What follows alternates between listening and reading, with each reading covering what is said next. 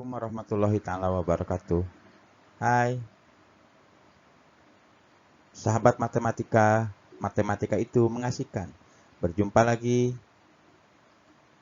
dengan channel Education and Support. Kali ini kita masih membahas tentang soal-soal untuk kompetensi teknis guru bagian 3, di mana soal-soal tersebut untuk latihan dalam mempersiapkan tes PPPPK Guru tahun 2021. Teman-teman yang berbahagia, untuk soal pertama ada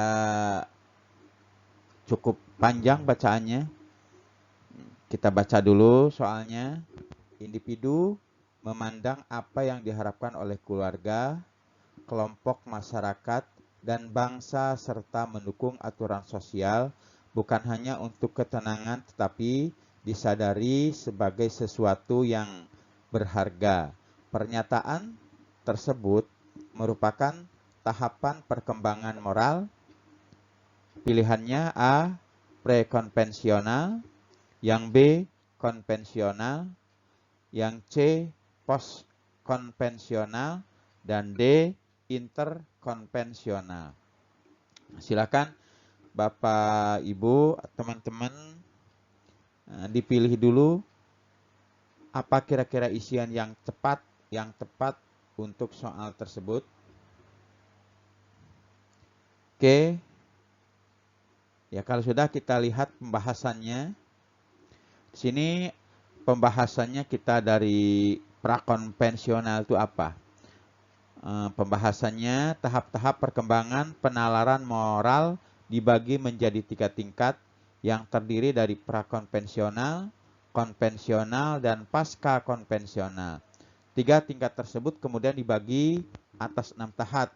Ini menurut Kohlenberg tahun 1995. Nah, kita lihat apa yang dimaksud dengan tingkat prakonvensional. Tingkat prakonvensional adalah pada tahap ini anak tanggap terhadap aturan-aturan budaya dan ungkapan-ungkapan budaya mengenai baik dan buruk atau benar dan salah. Akan tetapi hal ini ditafsirkan dari segi menghindari hukuman atau tidak mendapatkan hadiah.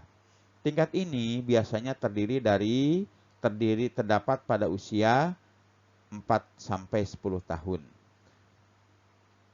Pada tingkat prakonvensional ini terdapat 2 tahap. Ya, terdapat pada 2 tahap. Nah, kita tidak usah ini per tahapnya karena kita akan menjelaskan tentang pengertian-pengertiannya aja. Jadi, tingkat individu memandang kebaikan identik dengan kepatuhan terhadap otoritas dan menghindari hukuman.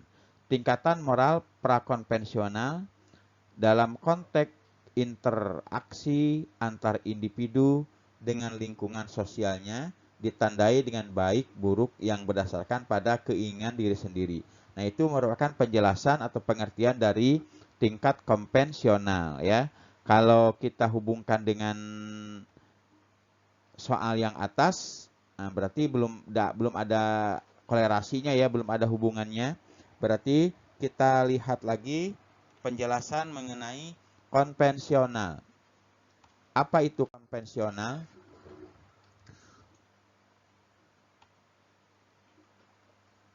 Konvensional adalah individu pada tingkat ini memandang bahwa memenuhi harapan-harapan keluarga dan kelompok dianggap sebagai sesuatu yang sangat berharga pada diri sendiri. Tidak mempedulikan lagi pada akibat-akibat yang langsung dan nyata atau kelihatan. Sikapnya sangat konformis terhadap harapan pribadi dan tata tertib sosial. Bahkan individu sangat loyal dan aktif mempertahankan, mendukung, dan membenarkan seluruh tata tertib itu serta mengidentifikasikan diri dengan atau kelompok yang terlibat.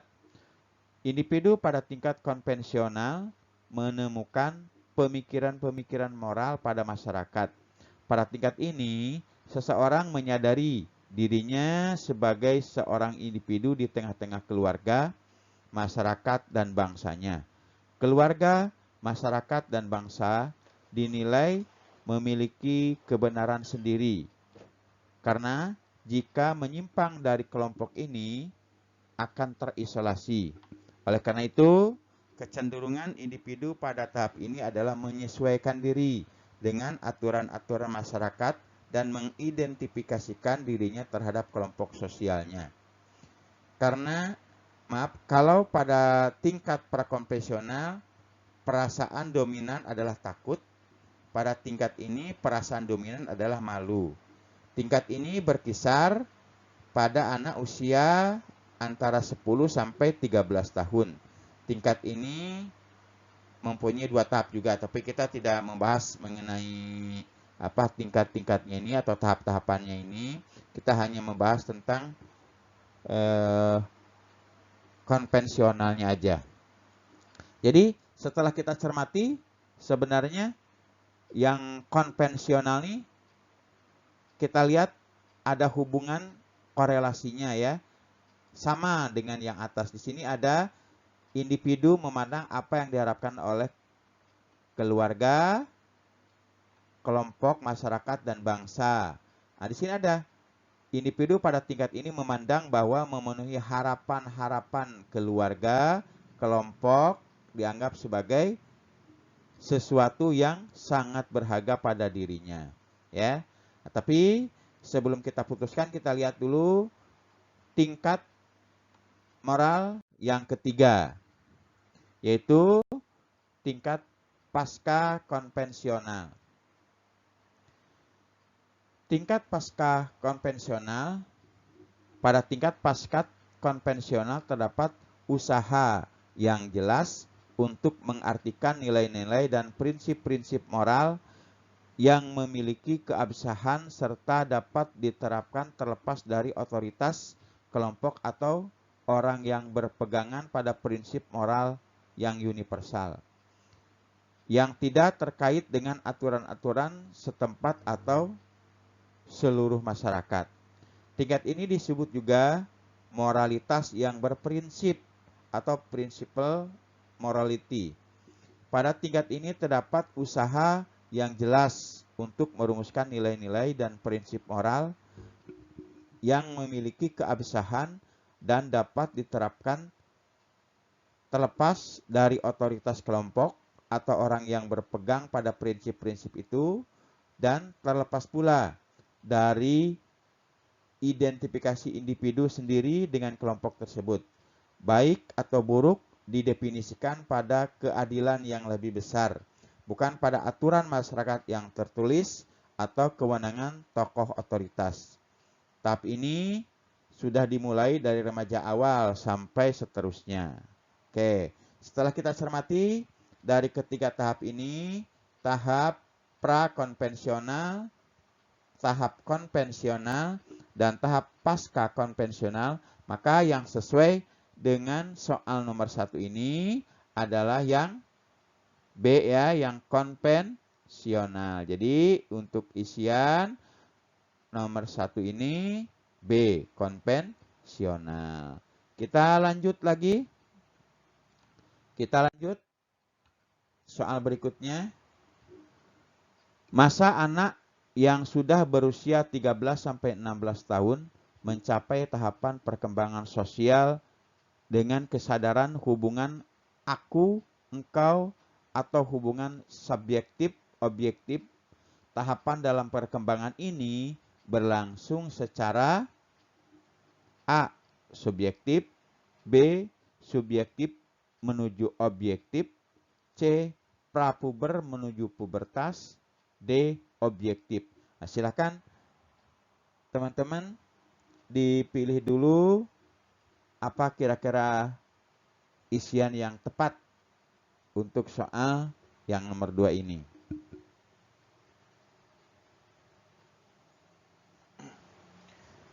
Oke, sudah dapat pilihan. Kita coba bahas soal nomor 2 ini. Tahap perkembangan sosial anak dibagi menjadi 5. Yaitu 1. Masa anak-anak awal 0 sampai 3 tahun atau disebut juga masa subjektif.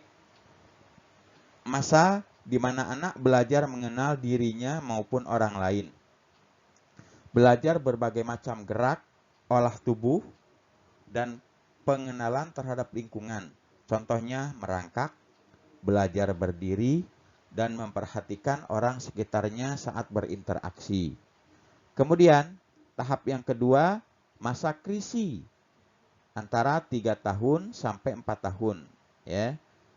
Pada masa ini, pada tingkat sosialisasi anak dalam proses kepekaan dirinya terhadap teman, keluarga, atau lingkungan sekitar. Nah, kemudian, tahap yang ketiga adalah masa kanak-kanak akhir. Umurnya antara 4 sampai 6 tahun. Nah, inilah yang disebut dengan tahap subjektif menuju objektif. Nah, pada masa ini proses perkembangan sosial mulai terlihat dari segi perilaku didasari dari bimbingan orang tua sejak awal yang memperlihatkan dari cara berbicara dan berinteraksi dengan teman sebayanya. Tanda-tanda perkembangan dari tahap ini adalah anak mulai memahami akan aturan-aturan yang ada di keluarga dan lingkungan sekolah. Kemudian, anak mulai mampu membedakan baik dan buruk buat dirinya. Kemudian, yang ketiga, anak mulai bisa memahami hak dan kepentingan orang lain. 4. Anak mulai bermain dan berkomunikasi dengan orang di sekitarnya dan teman-teman di sekolahnya. Ini tahapan subjektif menuju objektif. Kita lihat pembahasan selanjutnya. Yang keempat, masa anak sekolah 6 sampai 12 tahun atau masa objektif. Masa ini adalah periode di mana anak mulai bisa bertanggung jawab pada diri sendiri dan mulai bisa menghargai keputusan orang lain. Nah, kemudian yang kelimanya, yang terakhir, masa kritis 2. Usianya antara 12 sampai 13 tahun atau prepuber. Anak mulai berkembang memahami orang lain secara individu yang menyangkut pada sifat-sifat pribadi, minat, nilai-nilai atau perasaan sehingga mendorong anak bersosialisasi lebih akrab dengan teman sebaya dan lingkungan masyarakat. Nah, setelah kita cermati dari 5 pembahasan ini mengenai perkembangan anak ya secara subjektif, objektif, ya, maka kita lihat isiannya yang tepat adalah yang B, subjektif menuju objektif. Kita lihat pengertiannya tadi ya, kita lihat pengertiannya tadi ada di nomor 3 tadi, ya, sama dengan soal di atas. Oke, jadi untuk soal ini jawabannya subjektif menuju objektif. Oke, kita lanjut ke soal berikutnya. Perhatikan pernyataan berikut ini. Mendata siswa yang memiliki kecerdasan atau IQ tinggi. 2. Menganalisis soal yang paling banyak benar dan paling banyak salah dijawab siswa. 3. Menganalisis latar belakang, sosial, ekonomi, dan budaya orang tua mereka. 4. Mengevaluasi sistem PBM secara keseluruhan berdasarkan atas dasar analisis penilaian belajar. Pernyataan di atas yang adalah langkah guru mengukur prestasi hasil analisis evaluasi belajar adalah, kita lihat ya, silakan Bapak Ibu teman-teman dicari dulu kira-kira apa yang pas isiannya oleh pernyataan di atas ini. ABC-nya yang A 1 dan 2, yang B pernyataan 1 dan 3, yang C pernyataan 2 dan 4, yang D 3 dan 4. Kita lihat yang satu, yang A 1 dan 2. Berarti kalau menurut Bapak Ibu isiannya yang A, mendata siswa yang memiliki kecerdasan atau IQ-nya tinggi dan menganalisis soal yang paling banyak benar dan paling banyak salah dijawab siswa. Nah, kita lihat aja langsung ininya ya, pembahasannya ya. Langkah guru mengukur prestasi hasil analisis evaluasi belajar di antaranya. Berarti kalau di antaranya banyak ya Bu ya, ya Bapak, teman-teman, Bapak Ibu. Kalau di antaranya berarti masih banyak. Saya tampilkan hanya 2 aja yang ada hubungannya dengan soal ini. Yang pertama, menganalisis soal yang paling banyak benar dan paling banyak salah dijawab siswa.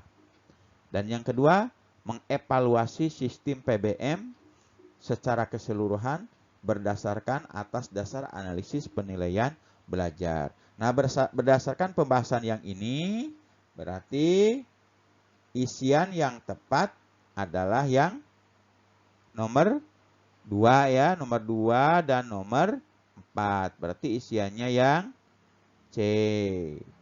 Oke, kita lanjut. Kita lanjut ke soal berikutnya. Usaha untuk menganalisis hasil penilaian proses antara lain berupa kegiatan guru. A. Pilihannya memeriksa dan memberikan nilai terhadap hasil catatan aktivitas siswa dalam kegiatan di kelas. Yang B, melakukan wawancara tambahan dengan siswa yang beraktivitas positif. C, merencanakan pembelajaran remedial bagi siswa yang kurang baik berdasarkan penilaian non-tes. D, melakukan wawancara tambahan dengan siswa beraktivitas kurang baik. Silakan teman-teman Bapak Ibu, kira-kira isian yang tepat nih apa untuk pernyataan atau soal yang tersebut ya, yang tadi saya bacakan. Silakan.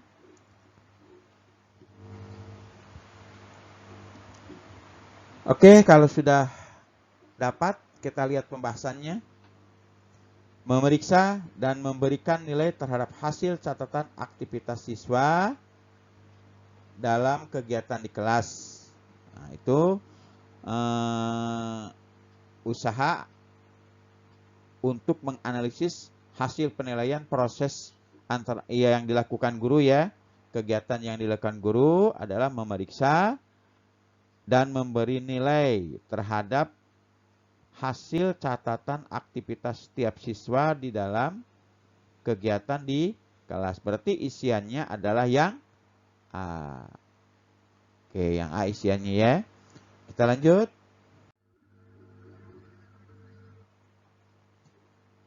Ini tentang penilaian portofolio. Penilaian portofolio dapat dilakukan dengan cara A.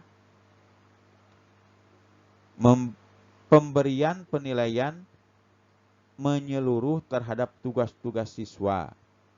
Yang B. Mengumpulkan lembaran jawaban hasil tes harian dan sumatif tiap siswa. Yang C. Mengumpulkan hasil kerja masing-masing siswa yang telah diberikan masukan baik oleh guru dan rekan siswa dalam satu album sebagai bukti hasil belajar. Yang D. Mengumpulkan gambaran hasil ulangan tiap siswa untuk melihat kesulitan siswa dalam memahami pokok bahasan tertulis dan kemudian diberikan pengayaan dan remedial. Ya, jadi berarti kita harus mencari pengertian dari penilaian portofolio. Ya, kita lihat pembahasannya. Portofolio adalah kumpulan hasil karya seorang peserta didik, berarti seorang siswa, sebagai hasil pelaksanaan tugas kinerja yang ditentukan oleh guru atau oleh peserta didik bersama guru sebagai bagian dari usaha mencapai tujuan belajar atau mencapai kompetensi yang ditentukan dalam kurikulum. Jadi, tidak setiap kumpulan karya seorang peserta didik disebut portofolio. Portofolio digunakan sebagai instrumen penilaian atau salah satu komponen dari instrumen penilaian untuk menilai kompetensi peserta didik atau menilai hasil belajar peserta didik. Nah, secara sekilas kita lihat pengertian portofolio ini ada hubungannya dengan pernyataan A, B, C, atau D. Nah, kita lihat ya. Mengumpulkan lembaran jawaban hasil tes harian dan sumatif tiap siswa. Kenapa tidak yang C isiannya? Karena di C di sini ada pernyataan masukan yang telah diberi masukan oleh guru dan rekan siswa. Berarti siswa lain tidak ada kewenangan untuk memberikan masukan. Ya, jadi yang tepat adalah yang B ya. Mengumpulkan lembaran jawaban hasil tes harian dan sumatif tiap siswa. Oke, Bapak Ibu, kita lanjut. Soal nomor 6, menurut Tomlinson tahun 1999, prinsip pembelajaran berdiferensiasi adalah A. Perbedaan siswa dipelajari sebagai landasan perencanaan pembelajaran. B. Penilaian dan pengajaran tidak terpisahkan. C. Memperhatikan bentuk kecerdasan yang beragam. D. Beragam profil belajar diperhatikan. Nah, kita langsung aja lihat Bapak Ibu ya pembahasannya. Tomlinson mengemukakan prinsip pembelajaran berdiferensiasi. Ada beberapa, yaitu yang A, guru fokus pada kompetensi esensial. B, penilaian dan pengajaran tidak terpisahkan. C, guru memodifikasi konten, proses, produk, dan lingkungan belajar. D, semua siswa berpartisipasi dengan aktivitas yang paling cocok baginya. E, guru dan siswa berkolaborasi dalam pembelajaran. F, guru menyeimbangkan norma bekerja dalam kelompok dan individu. Dan yang terakhir G, guru dan siswa bekerja bersama secara fleksibel. Kita perhatikan prinsip-prinsip yang dikemukakan oleh Tomlinson ini, kira-kira yang sesuai dengan pilihan A, B, C, D yang mana? Kita lihat yang A, perbedaan siswa dipelajari. Adakah dari A sampai G yang menyatakan perbedaan siswa dipelajari? Tidak ada, Bapak Ibu ya. Berarti yang A tidak tepat ya, salah ya. Salah. Yang B, penilaian dan pengajaran tidak terpisahkan. Penilaian dan pengajaran tidak terpisahkan. Oke, kita sudah menemukan jawabannya, berarti jawabannya yang B, penilaian dan pengajaran tidak terpisahkan.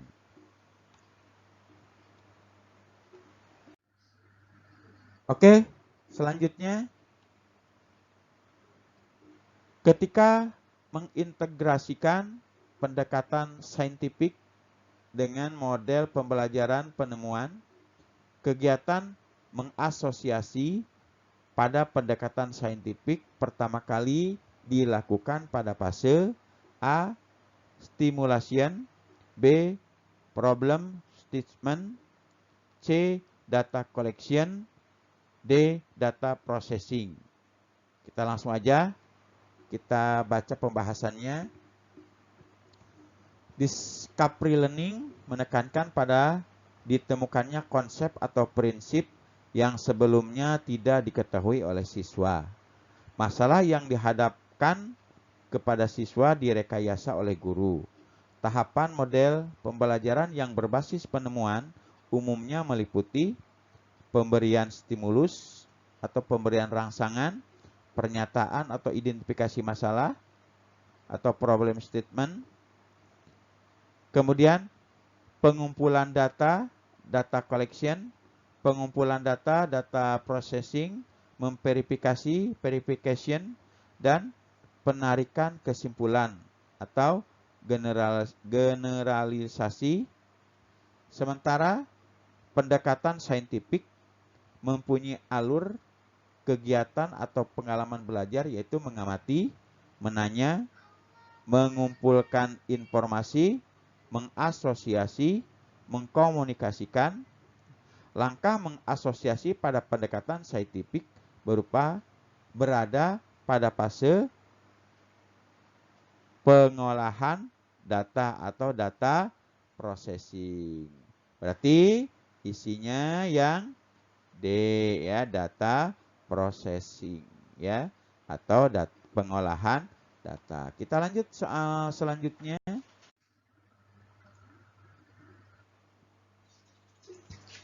Salah satu pendekatan pembelajaran yang disarankan oleh kurikulum 2013 adalah pendekatan saintifik. Kegiatan berikut ini terkait aktivitas mengamati, kecuali, kalau kecuali berarti yang kurang tepatnya Bapak Ibu ya, memperhatikan penjelasan guru, membaca dan memahami bacaan, C. memperhatikan tayangan pengantar pelajaran, D. mencermati suatu demonstrasi konsep. Kita langsung bahas aja, lihat pembahasannya. Dalam kurikulum 2013, salah satu pendekatan pembelajaran yang disarankan adalah pendekatan saintifik. Menurut Permendikbud nomor 103 tahun 2014, pendekatan saintifik adalah suatu pendekatan pembelajaran yang mengikuti kegiatan ilmiah dengan alur urutan kegiatan atau pengalaman belajar sebagai berikut. Mengamati, menanya, mengumpulkan informasi, mencoba, menalar, mengasosiasi, dan mengkomunikasikan. Pada kegiatan mengamati, bentuk aktivitasnya dapat berupa membaca dan memahami bacaan, memperhatikan tayangan gambar video, atau memperhatikan demonstrasi dari suatu alat peraga dan sebagainya. Karena di sini ada kecualinya, berarti yang tidak ada, yang tidak sesuai dengan kegiatan mengamati pada kurikulum 2013 ya, untuk membaca dan memahami ada ya, memahami bacaan. Oke, memahami bacaan ada. Terus memperhatikan tayangan ada juga. Yang ini memperhatikan tayangan. Berarti oke, mencermati suatu demonstrasi konsep ada ya, memperhatikan demonstrasi dari suatu alat peraga. Berarti yang tidak tepatnya, yang salahnya adalah yang A. Oke, berarti isiannya yang A, memperhatikan penjelasan guru. Lanjut lagi. Dalam proses pembelajaran, agar proses pembelajaran dapat berjalan dengan efektif, maka guru perlu mempunyai sikap sebagai berikut, kecuali. Nah, ada kecuali lagi Bapak Ibu ya. Kalau ada kecuali, ingat berarti yang kurang tepatnya. Kita lihat pembahasannya. Langsung aja. Memberi balikan dan pengayaan sebagaimana diperlukan, ya. Berarti isiannya yang B.